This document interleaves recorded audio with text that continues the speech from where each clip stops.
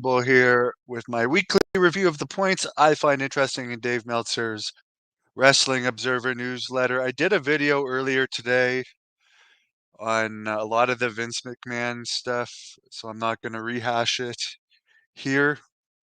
So let's start off with the Royal Rumble fallout. It took place last weekend in Tampa, Florida. I've driven by that stadium a bunch of times when I've been in Tampa. Levesque Triple H announced that the attendance was 48,014. However, Wrestle Tickets says it was 46,008. Now, here's the interesting part about that. WWE, with the number that they came up with, is saying that they beat the previous record for that building, which was a 1990 New Kids on the Block concert that had 47,150 people. WWE would not have actually beat that according to the Wrestle Tickets number, but would according to their number. The paid number last year from Royal Rumble was about 7,000 less than what they announced. In other words, they comped about 7,000 last year and probably comped about the same this year. But I am actually a fan. I'm not ashamed to admit it. I like the New Kids on the Block, and I actually saw a concert of them maybe 10 years ago, and there was only like 3% males in the audience. So it was pretty fun to go to. Jade Cargill got the biggest reaction of the entire Royal Rumble, according to Dave Meltzer. And I've heard about the same from everyone I've talked to. The women's match, I also heard this was very sloppy. A lot of mistakes in the women's match. WWE used Mickey James from TNA last year, and this year they used Jordan Grace. I mean, it gets people talking. I get why they do it, and TNA is hardly competition to them. Most weeks, from what I understand, they don't even get a 0.01 rating, which is the lowest you can get. But they do have some buzz around the company now with all these released WWE wrestlers such as Nick Nemeth and Mustafa Ali going there, and the Top Dollar too. And I guess they have some connection with Endeavor through the pay-per-view streaming. Apparently, the Roman Reigns four-way fell flat. Everyone knew Roman Reigns was going to win.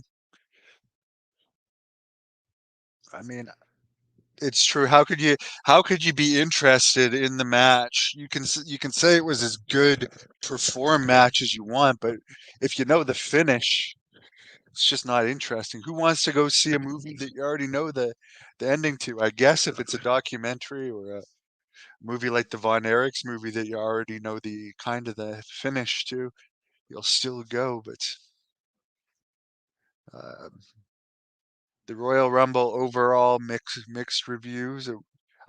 What I've heard the most is it wasn't bad, but it really wasn't anything special.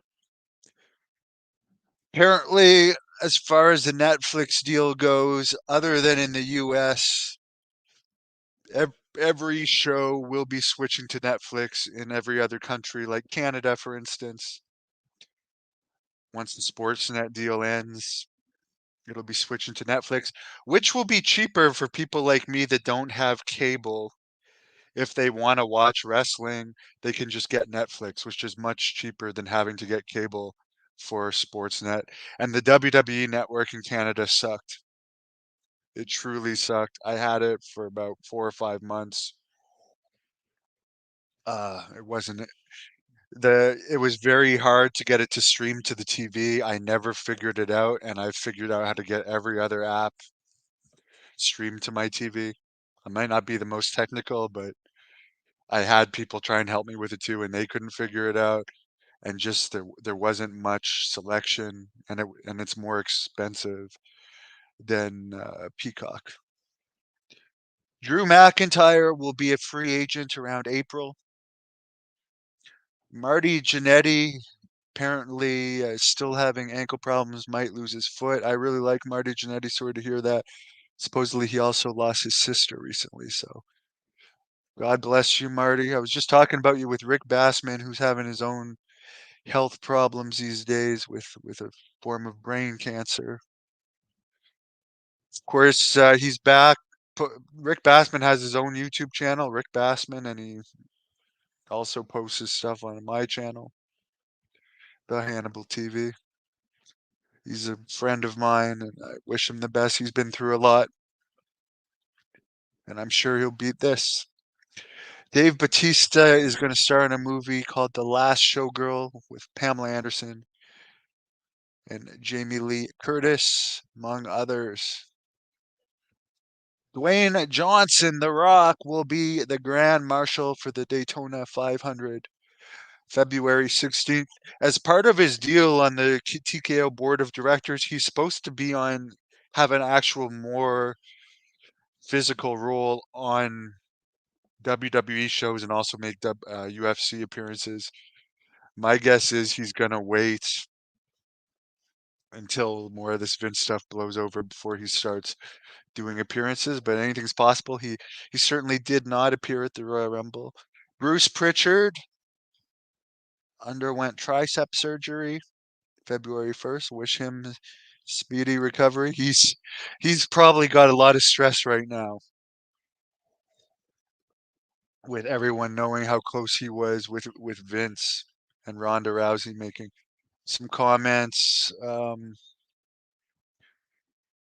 SmackDown in Miami last Friday had 8,300 paid. Raw in Tampa this Monday, the post Rumble Raw had 11,600 paid. AEW Dynamite in New Orleans had 2,236 in the building total. In other AEW news, Jim Ross, 72, recently had skin cancer related surgery in his right hip. I like Jim Ross. I'm glad he has his big AEW contract, and I'm really sorry to hear he's had health issues for decades. Battles through them all. Forbes said that Tony Khan's family is the 11th richest family in sports. Of course, he owns the Jacksonville Jaguars, Fulham FC, and AEW. Fulham FC is a soccer team. Tony Khan is going to make another one of his famous announcements on Wednesday. Meltzer believes it's going to be Sasha Banks, now known as Mercedes Moné, debuting. They want to make a big deal out of her debut. I'm sure a lot of people are going to watch her debut on YouTube. Whether it will translate into ratings, I don't know, but it's another known person on the roster. Um, Apparently, Okada has not signed anywhere yet, according to Meltzer. But again, well, the smart marks are going to care a lot, and New Japan fans are going to care a lot about Okada. But the fact of the matter is, not that many non-super wrestling fans watch New Japan and don't know who Okada is. So for your average person, they're not going to care. Can they make Okada into a star? I hope so. But again, he could also be going to WWE. AEW is also doing a lot of crossover with CMLL. Do people in the US? I know there's a lot of Spanish people in the US, so maybe that will be beneficial to them. I don't know. I have zero interest in watching CMLL just because I don't. It's not my style of wrestling. I tried to watch.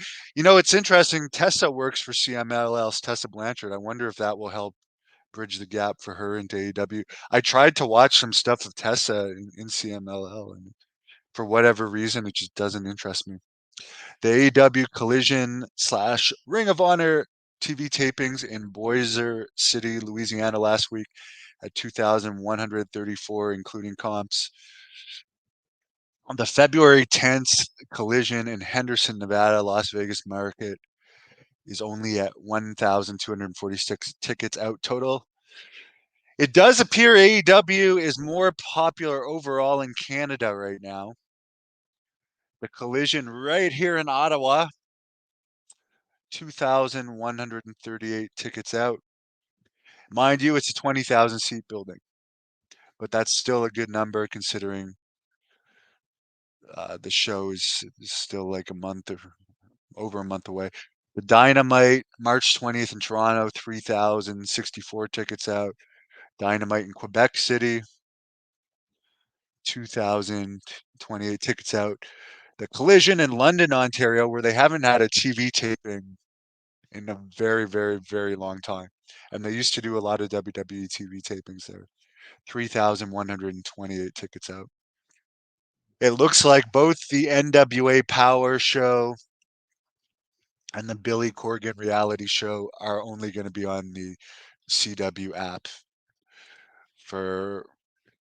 To me, with Billy Corgan jumping the gun and making a big deal that they were going to be had a network television deal with a top 20 network, and then they end up on an app, that's got to hurt NWA's credibility. Did Carl Weathers die? Oh my God, R.I.P. if that's true. Let me look that up while we're on live here. From the Rocky movies. He was also in a Hulk Hogan movie that I believe Brutus Beefcake was also in. Carl Weathers passed away at 76. R.I.P. to you. How much money do TNA wrestlers make? I would say on the low end, it's $150 a match Canadian. I'll be honest, I don't think they make that much. And they don't have that many. They tape multiple tapings per show. So I really don't know. Some of them I would assume make 500 a match. I don't know. I really don't know. I think the biggest contract they had in a long time was Ken Shamrock. I don't know what they're paying Nick Nemeth, but I don't. He doesn't seem to have an exclusive deal with him. From what I understand, Mustafa Ali has like a 6-match deal with them, which is probably I'll assume he's making similar what he makes on the independents for that deal, which I don't know what he makes on the independents. Usually when a wrestler is first released, it starts high and then goes down the longer they're off TV. But I honestly don't know. I don't think they may. No one's getting rich in TNA to my knowledge.